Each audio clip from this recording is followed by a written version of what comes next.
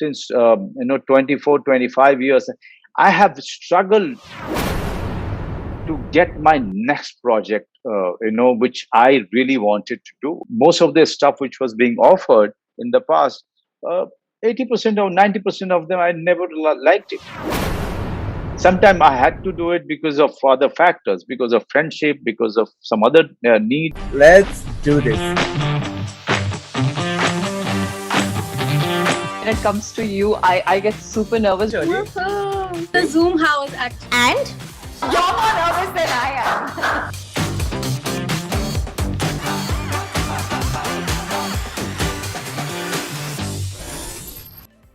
Hi guys, welcome to yet another episode of Bollywood Zoomies. I'm your host Avya, and the guest for today is the super talented actor Manoj Bajpayee and ace film director Renzel De Silva. So, what are you waiting for?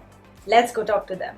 Okay, so I want to start by telling you that I saw the trailer and it kept me glued to the length of it, like to the screen. So, my first question is for Renzel sir.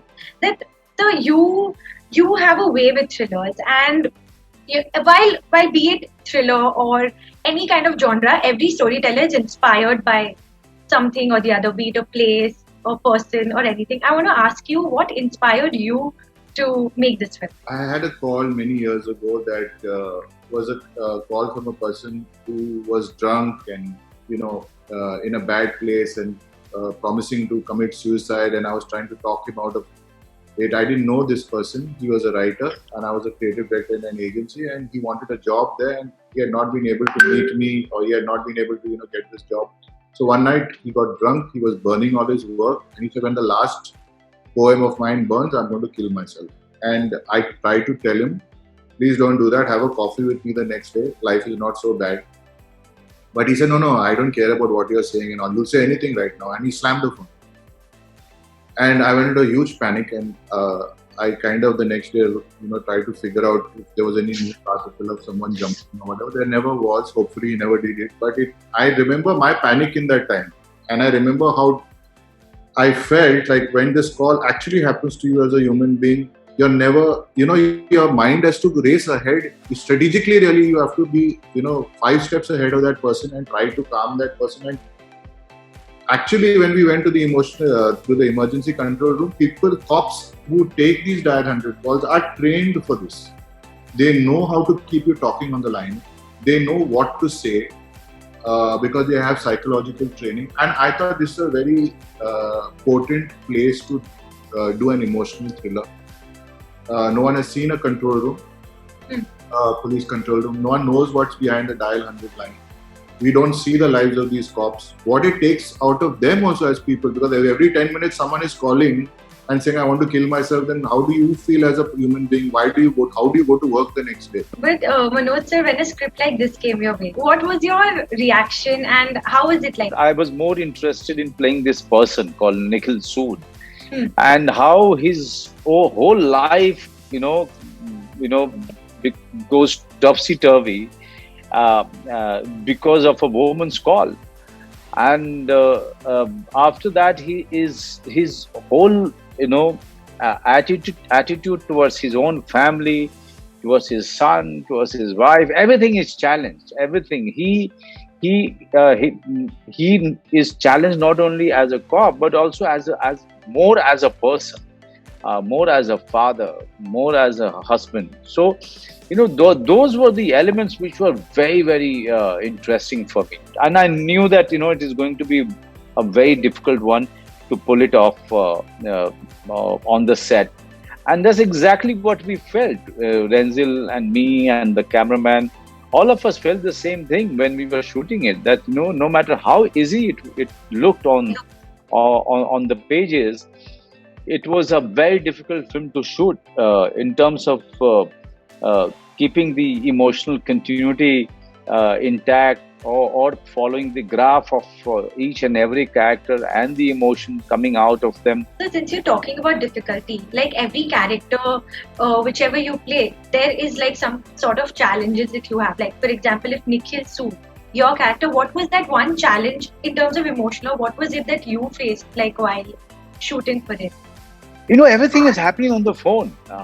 And this father is, this father, this person, this husband is actually is challenged by a phone call. He can't leave the office. He's stuck in that office. He can't leave the office. He can't even move. He can hardly move from the chair or from the phone, and he has to solve everything, sort out everything. How far he is success, how far he succeeds, he doesn't succeed. See, that's yet to be seen by everyone. But that was the most challenging part, and responding to the voice which is coming from the other side. So everyone is only talking to him through a phone, be it this unknown strange caller, or his wife, or his son, or his colleagues. Everyone is talking to him only on the phone, and this guy can hardly move out of his chair. So these were not only the exciting stuff, but also a very difficult one. Directors or crew can keep. We can say, "How your hair was the way it is, or you were wearing red lipstick, or you had a black." That was how you looked in that scene, and so we should continue it. But how do I keep your personal continuity, your highs, your lows, the way you breathe? So for me as a director, that's very challenging. I've never done anything like this. Very rarely do you get a script like this where everything happens in one night. But lastly, there's one question that I really want to ask you guys, is that the COVID pandemic has changed several things in the landscape of storytelling, and it has predominantly led to the OTT boom. And so, do you think, like, as a filmmaker, as an actor, this is like an amazing time? OTT is the only medium or the only platform has been entertaining the entire world. It has gotten the world very close, this country very close. It kind of the Tamil actors, or the Malayalam actors, or the Assamese actors, the Punjabi actors, everyone became one. There's no such thing as Bollywood now. There is an Indian film industry in true sense today. Yeah. And people are experimenting with it with so much of liberty and excitement, and audience is taking it in. They are accepting it. That makes our work very exciting. Personally, as an actor, since 24, 25 years, I have struggled for to get my next project, which I really wanted to do. Most of the stuff which was being offered in the past, 80% or 90% of them, I never liked it. Because somewhere I felt that this is not something I want to do. Sometimes I had to do it because of other factors, because of friendship, because of some other need, or then I started chasing directors who could who could write some great stuff, like Devashish Makija, or and some offers like Aligarh or Gangs of Wasseypur or Neeraj Pandey's film. So I was chasing directors, new or old, or fairly old or fairly new, for scripts or for work. So that struggle is not there anymore, because OTT has given opportunities to all those filmmakers and many more like them to think wildly. It has given their imagination so many wings to really fly with their imagination. So when the filmmakers and the storytellers or the writers are writing wildly, with that much of freedom, we actors are getting benefited, and we are in advantage situation at this point of time. So it's a great position to be in, and it's a great time to be working in.